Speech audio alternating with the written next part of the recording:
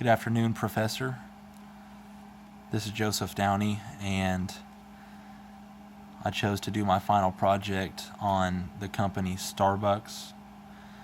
I'm a huge fan of theirs and have been for a long time, and there really wasn't any hesitation in my mind when you presented us with the information online about the final project. I pretty much knew immediately that Starbucks would be what I would use. I really see them as a highly ethical business, and although they're not perfect like anybody, I feel like they do have high standards when it comes to ethics and business in general. So in relation to social responsibility, customer treatment, leadership, and treatment of employees, I think that those are all things that Starbucks as a whole excels in.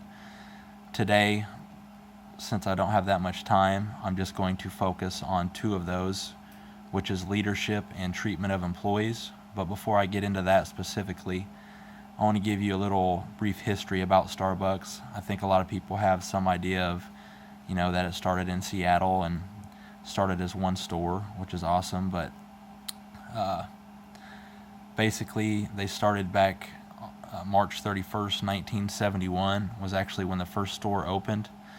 Prior to that, the way that it basically went down was three friends, actually students at the University of San Francisco, met each other, became friends, and they became inspired to become coffee roasters after they had met a guy named Alfred Peet. And Alfred Peet basically owned his own equipment, really modern equipment, really high-tech stuff for that time. And he was a coffee roaster. He grew his own beans, and he really had perfected the art. Well, the three men, the English teacher Jerry Baldwin, history teacher Zev Zeigel, and writer Gordon Boker, were the names of the three students that met Alfred Peet. And Alfred had basically showed them the ropes pertaining to coffee roasting and coffee brewing and all of that. So after Alfred Peet had showed them three the art of roasting, they were inspired to open their own store. And that's what they did. As I said, they got their finances together, got enough money together to open up in Seattle, Washington, the first store, which basically was just a small store, and it the address to the store was actually 2000 Western Avenue in Seattle, and it stayed there until 1976. So for 5 years it was located there, and then it was relocated to 1912 Pike Place in 1976, and that's where it still remains today.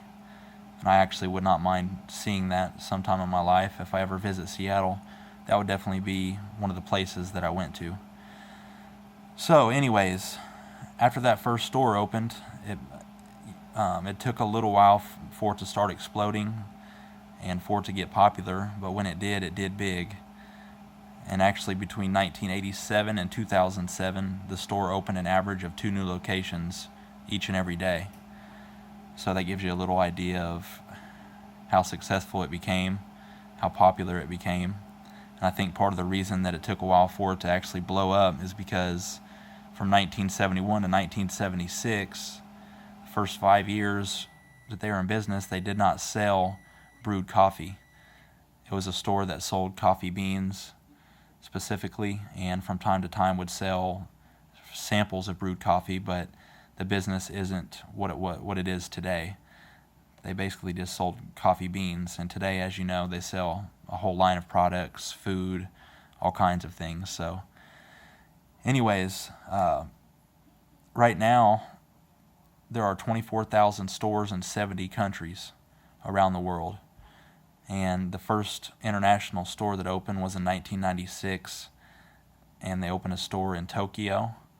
And from that point on in 1996, it just exploded worldwide.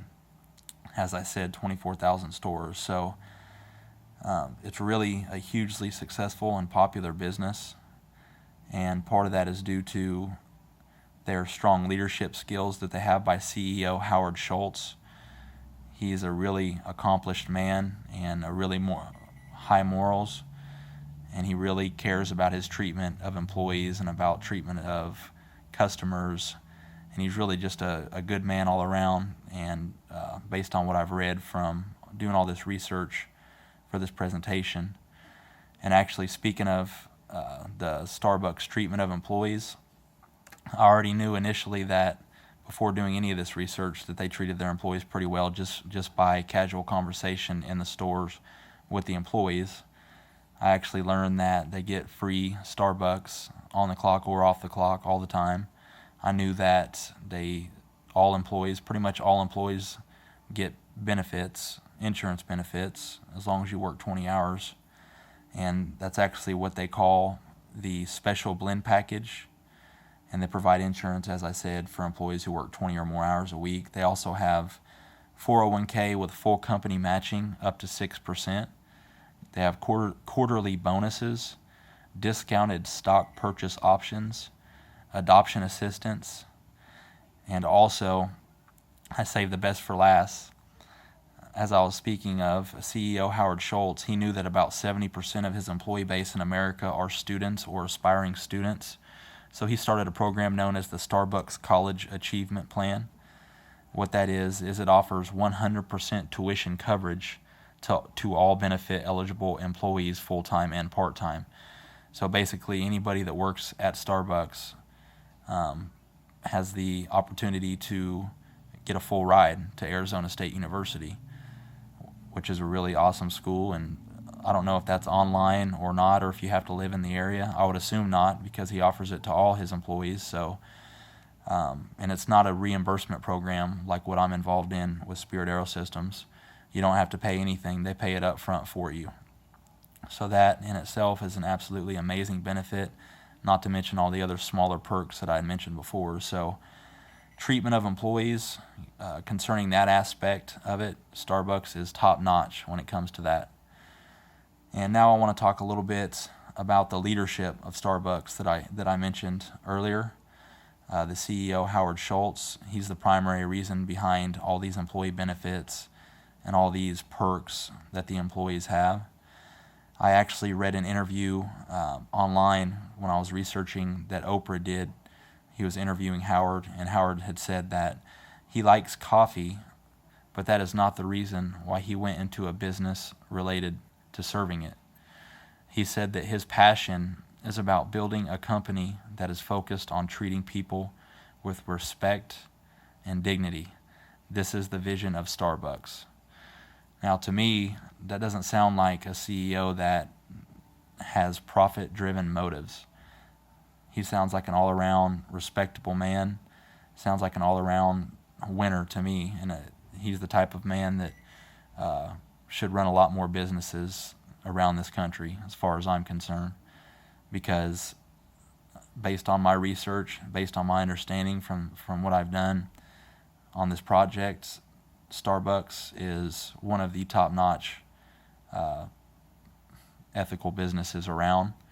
And of course, like I said, they're not perfect. They have their flaws from time to time. They had the whole Red Cup incident a few years ago, and some other small things that have taken place. But in general, as a whole, I feel like they've got to be in the top 10, if not top 5 in the country, if not the world, relating to being an ethical business. And so yeah, that's all my research. That's pretty much all I've got today. Thank you very much, Professor, for all your feedback throughout this class. I really appreciated all the feedback on the homework. I really got a lot out of it, and it helped me, and you can tell that you care about your students and that they get an understanding of what's going on. I agree with you that it would have been better to have been face-to-face, but it was still an overall great experience, so I appreciate it. And I actually just read your feedback on one of my case studies. I think it was the case study 3, and you had asked if you can use my answers as an example to future students, and that's absolutely fine. So anyways, thank you so much, and take care. That's all I got.